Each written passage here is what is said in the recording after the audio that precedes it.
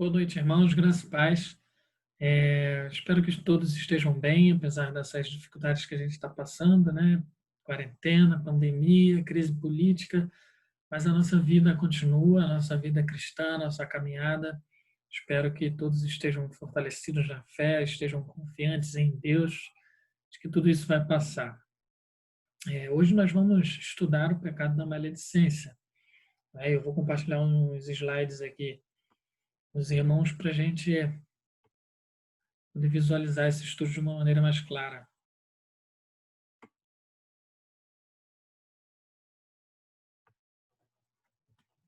Eu espero que esse estudo sirva de bênção na vida dos irmãos, que produza frutos em suas vidas, né, sua vida cristã.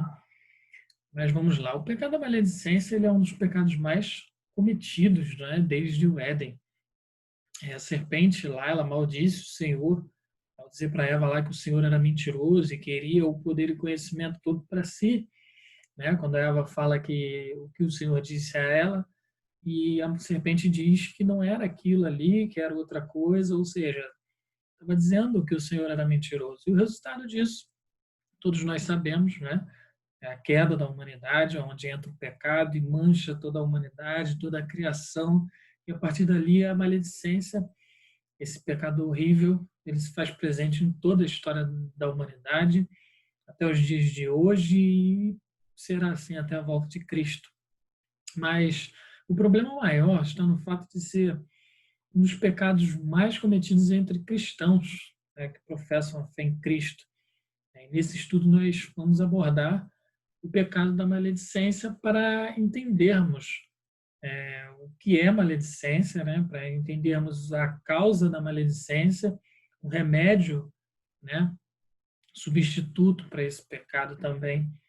Em primeiro lugar, a gente vê o que é a maledicência, né? A maledicência ela é blasfêmia, né?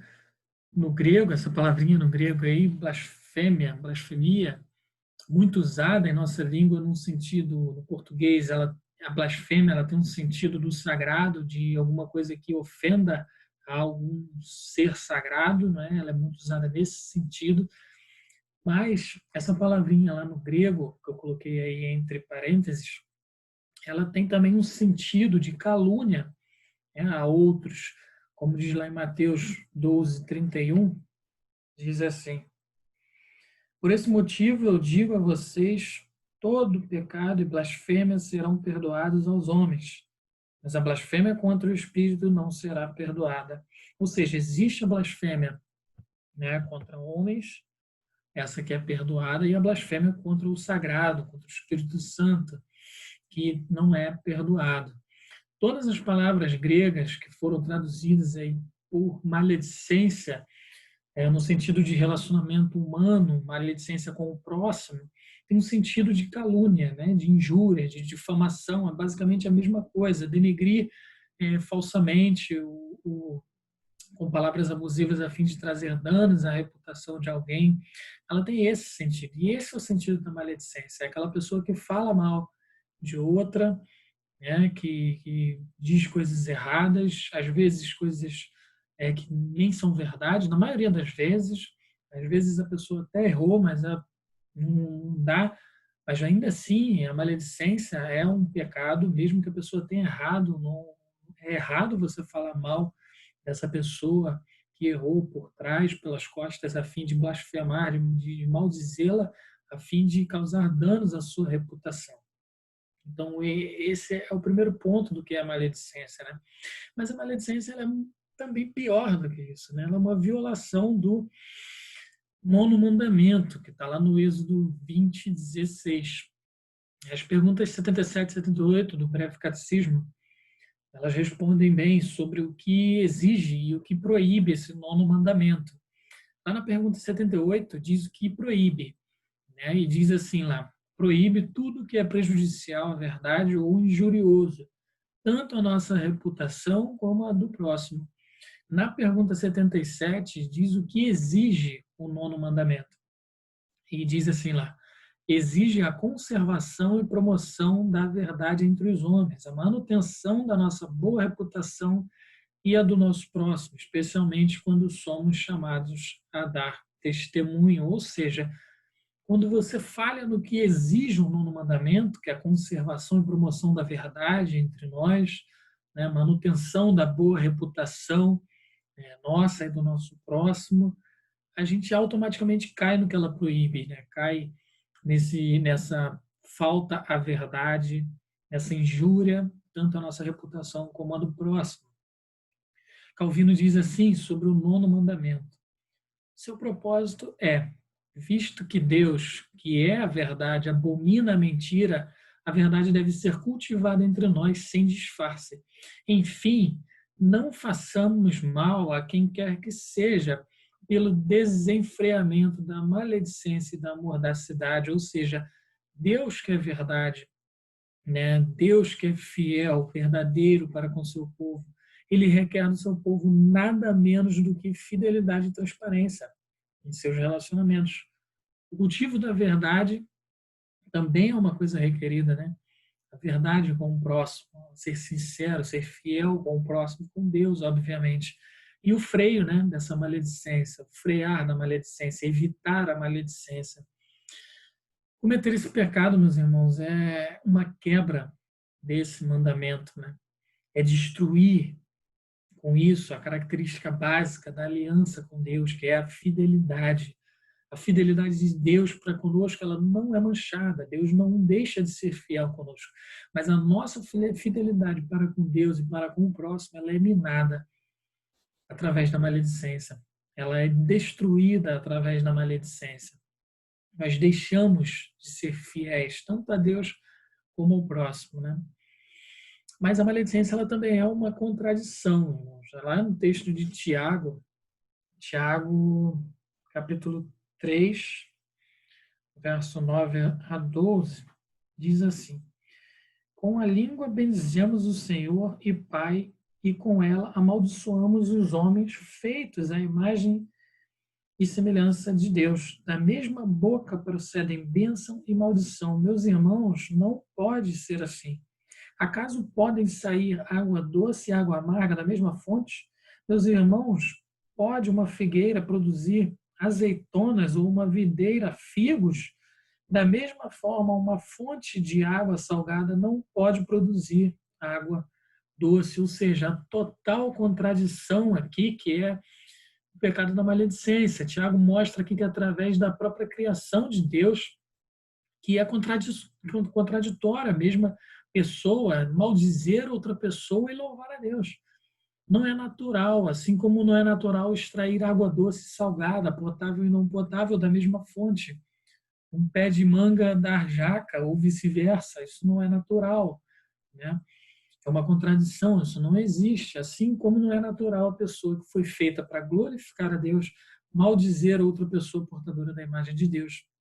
É como maldizer o próprio Deus e glorificar ao mesmo tempo. É uma contradição, total contradição. Você está glorificando a Deus e maldizendo uma pessoa que carrega, né, a semelhança, a imagem de Deus. Então, o que se espera de crentes que glorificam a Deus em sua vida, em sua oração, é a coerência e a transparência, não maldizendo o outro, né, e sim sendo fiel, né, sendo transparente, coerente com o outro. Mas por que, mesmo sendo uma coisa antinatural, né, as duas coisas juntas, ainda existe tanta maledicência? Né? E a gente vê qual é a causa da maledicência. Em primeiro lugar, nós podemos ver a inveja, né? A inveja é uma causa, é uma fonte de maledicência. Né? Muitos sentem inveja do outro e maldizem o outro para denegri-lo. Às vezes, uma posição que o outro tem, um destaque que o outro tem em alguma área, causa inveja em outra pessoa, e esse coração invejoso corre um grande risco de colocar para fora essa inveja, né, em forma de maledicências, em forma de palavras torpes contra o seu próximo, né, fruto desse coração invejoso. Mas também nós temos outra coisa que também produz a maledicência, causa a maledicência, que é não saber lidar com as diferenças muitas vezes. As diferenças elas existem.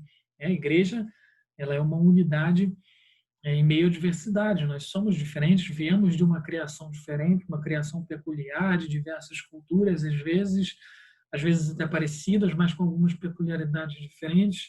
Muitos enxergam as coisas por outros ângulos, que não significam que estejam errados, às vezes só estão enxergando de outra forma, mas obviamente que a nossa lente é o Evangelho, mas às vezes pensamos e agimos de maneira diferente, ainda que corretas, ainda que não fira esse evangelho, né? E achar que o outro está errado porque não é igual a nós na maneira de pensar ou na maneira de agir, pode causar essa difamação, né? Essa maledicência.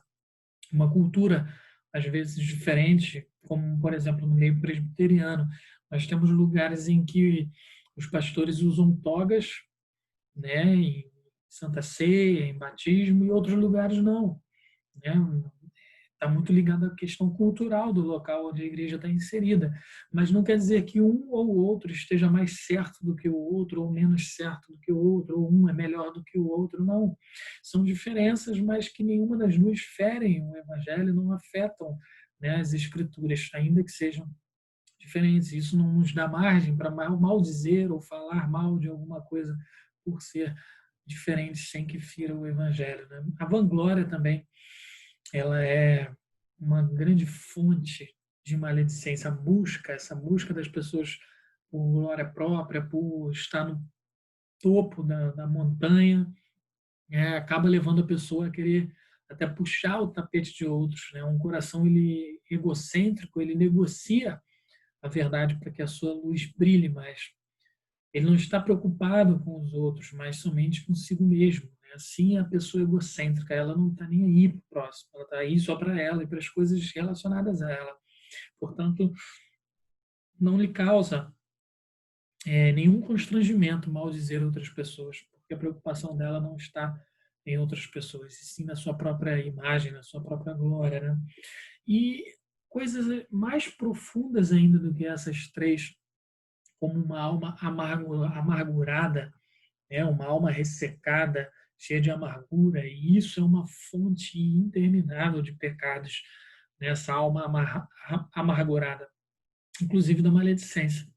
A pessoa que ela é amargurada, ela sempre olha o lado negativo, as coisas ruins, né, o lado ruim das coisas, sua visão é sempre turva, obscurecida, né, ela vive uma vida de reclamação, aquela pessoa amargurada vive uma vida negativa, e essa alma amargurada, essa pessoa amargurada, ela não tem nenhum pudor em falar mal também de outras pessoas. Na verdade, ela fala mal de tudo e de todas, né? Porque a pessoa amargurada ela não está praticamente satisfeita com quase nada, porque ela leva uma vida mais negativa do que positiva.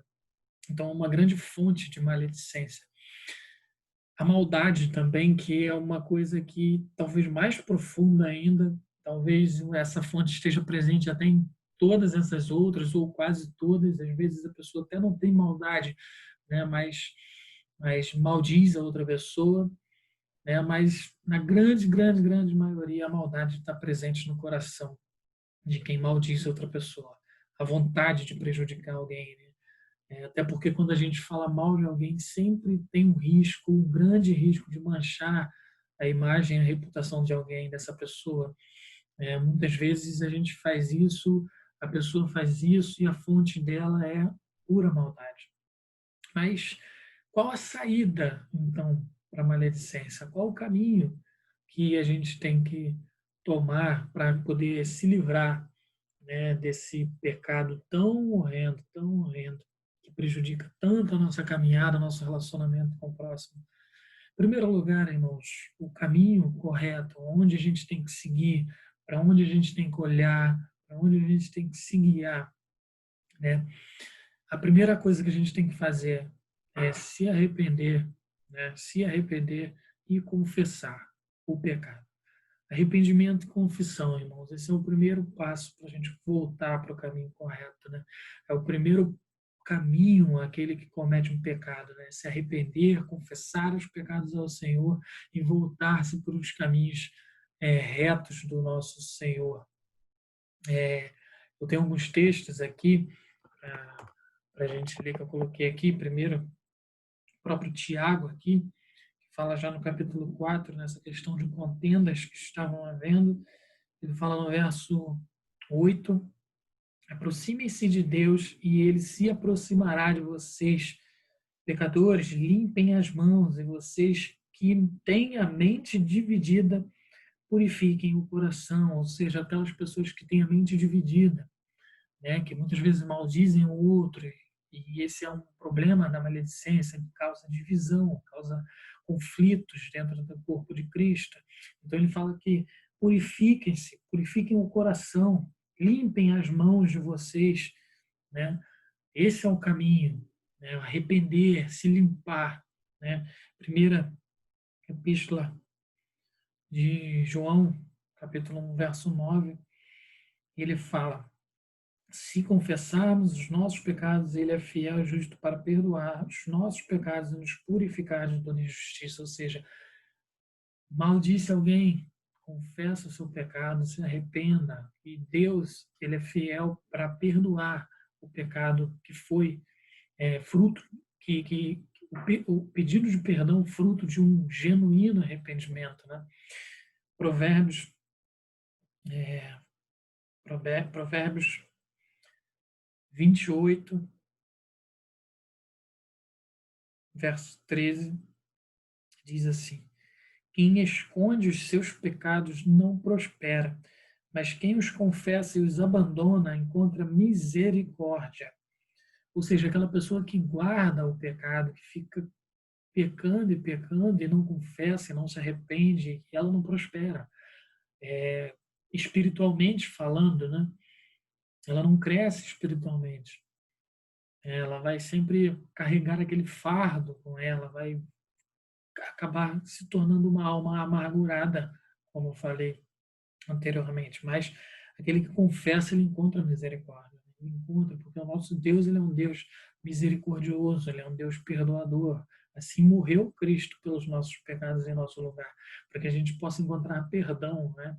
Então, pecou, se arrepende e confessa. Disse alguma coisa ruim, se arrepende e confessa. O salmista, no Salmo 32, ele diz no verso 5: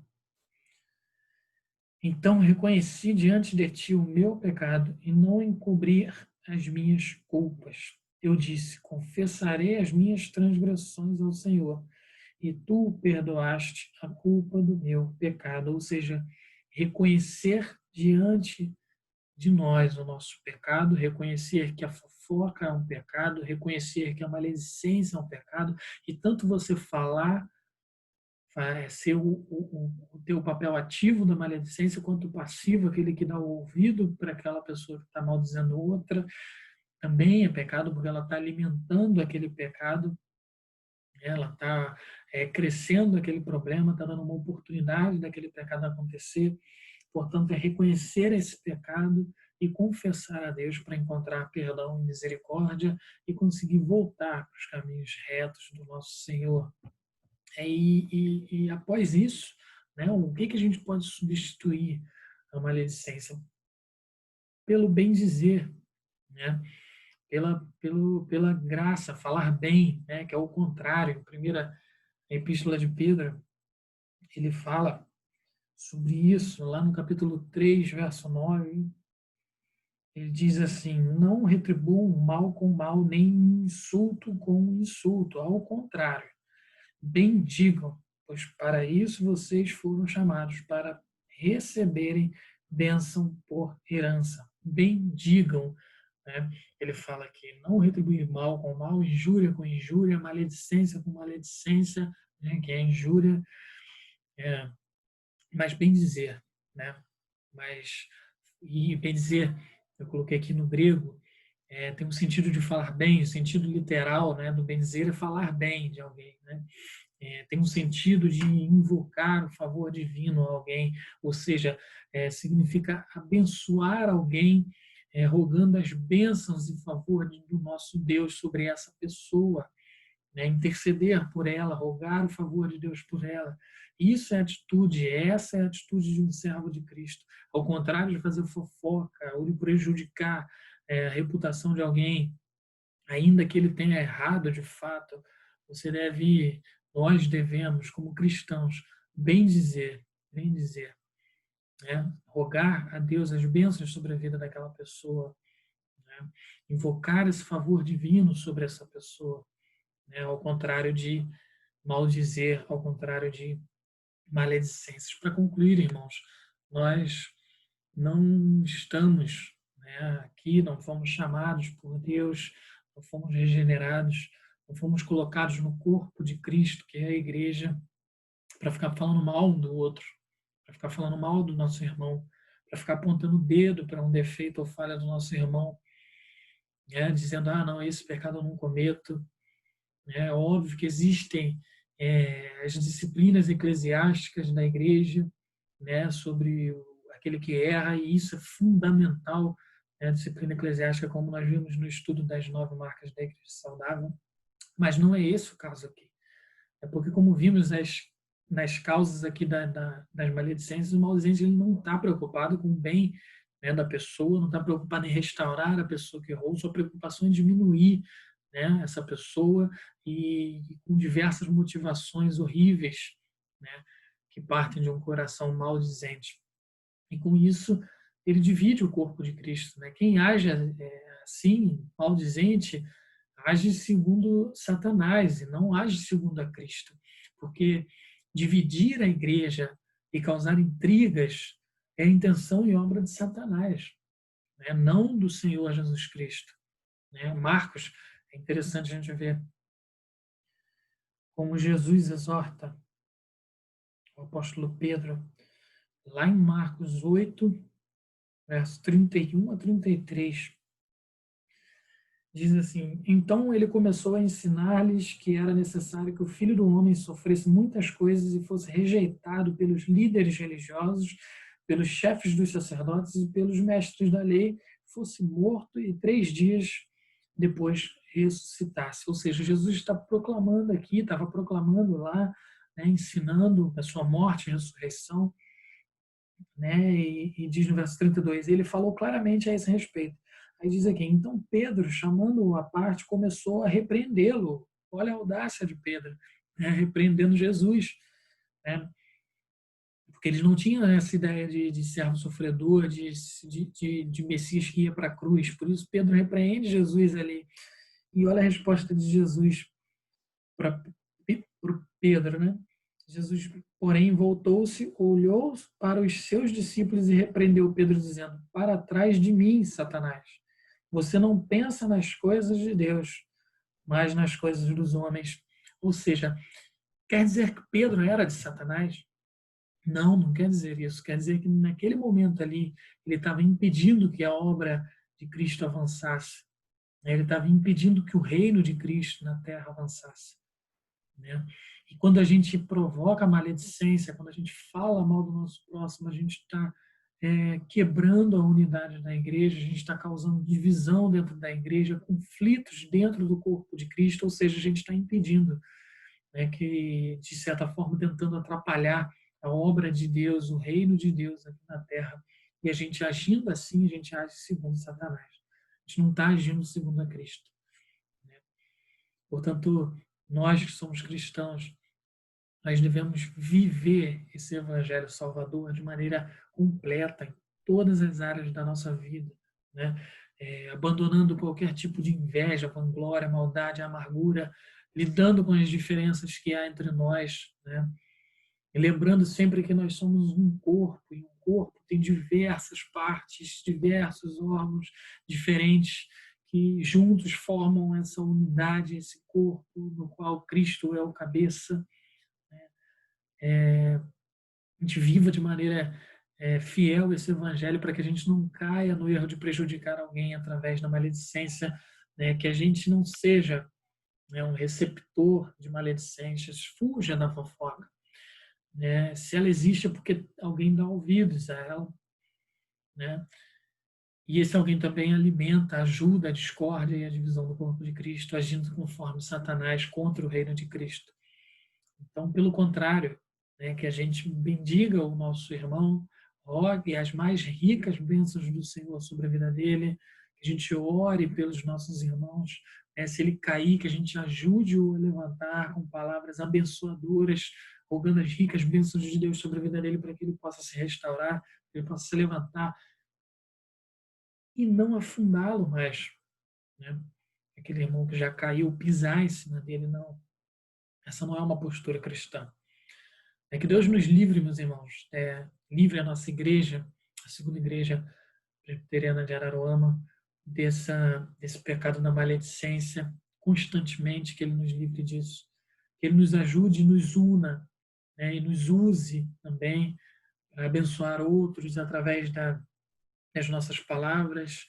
Assim, né, caminhamos cada vez mais unidos num só propósito, que é glorificar a Deus, proclamar o nome do Senhor em toda a terra. Se há temor a Deus e o seu amor em nós, fujamos desse pecado tão degenerativo e prejudicial a todos nós.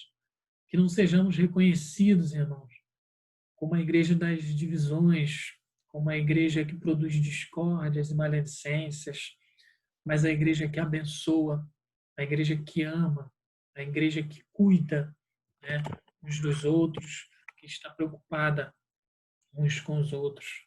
E assim, que Deus nos abençoe, que Deus abençoe a sua vida, que a gente caminhe cada vez mais unidos no propósito de glorificar a Deus. Amém, meu irmão.